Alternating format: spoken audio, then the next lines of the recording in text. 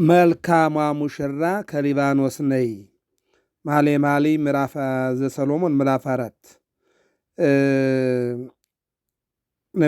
ነቢዩ ዳዊት የወለደው ጥበበኛው ሰሎሞን ከክርስቶስ መወለድ ከድንግል ማርያም እናትነት ከአንድ ሺህ ዘመን በፊት በመኃልየ ሰሎሞን ላይ ከሊባኖስ መልካሟ ሙሽራ ነይ ነውር የለብሽም ብሎ በአድባረ ሊባኖስ በስደት ዘመን 5500 ዘመን ሊፈጸም 15 ዓመት ሲቀረው እንደምትወለድ ትንቢት ተናግሮ ነበርና ዕዳው ሊያልቅ 15 ዓመት ሲቀረው በአድባረ ሊባኖስ ከሐናና ከኢያቄም እመቤታችን ድንግል ማርያም ግንቦት 1 ቀን ተወለደች። ለዚህም ነው በወሩ በ12 ወራት ልደታ ለማርያም የመጀመሪያዋን ቀን በአንድ ልደታ እያልን የምንለው የእመቤታችን ልደት ነው።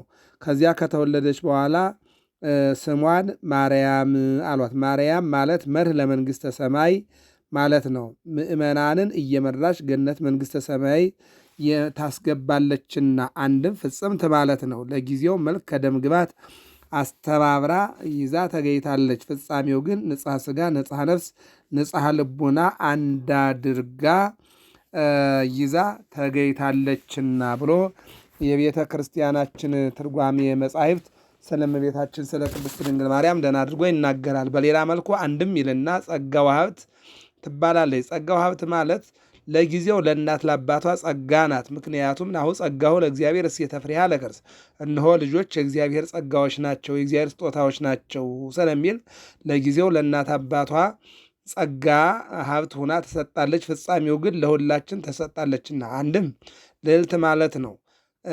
አርያም ማለት ልዑል ማለት እንደሆነ እመቤታችንም መትሕተ ፈጣሪ መልዕልተ ፍጡራን ይላታልና ተፈሥሒ ቤተ ይሁዳ ወታሰይ ቤተ እስራኤል ተላኪተ እግዚአብሔር ወሰብ ማኅበረ መሃይምናን ወሕዝብ ማለት ነው። አንድም ማርያም ማለት እግዝእተ ብዙኃን ማለት ነው። አብርሃም ማለት አበ ብዙኃን ማለት እንደሆነ እመቤታችንም የብዙዎች እናት ማለት ነው ማለት ነው።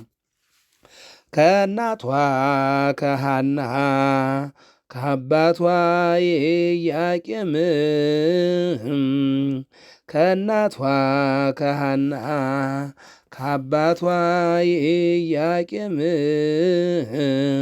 ተወለደች ድንግል ማርያም ተጸነሰች ድንግል ማርያም አማላጅ ናት ለቤዛው ዓለም ተጸነሰች ድንግል ማርያም ተወለደች ድንግል ማርያም አማላጅ ናት ለሁሉም ዓለም።